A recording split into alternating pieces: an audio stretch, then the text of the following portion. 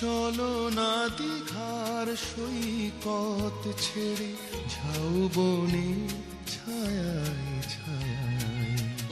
দীঘা বেড়াতে এলে দীঘার সাইট সিনগুলো ঘুরে দেখতে চান?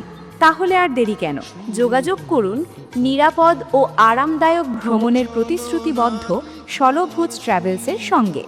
মন্দারমণি, তাজপুর, শঙ্করপুর, ওড়িশার দিকে গেলে তালসারি, উদয়পুর, চন্দনেশ্বর মন্দির সব কিছু ঘুরে দেখে আসতে পারবেন। এখানে এসি ও নন এসি গাড়ি ভাড়া পাওয়া যায়।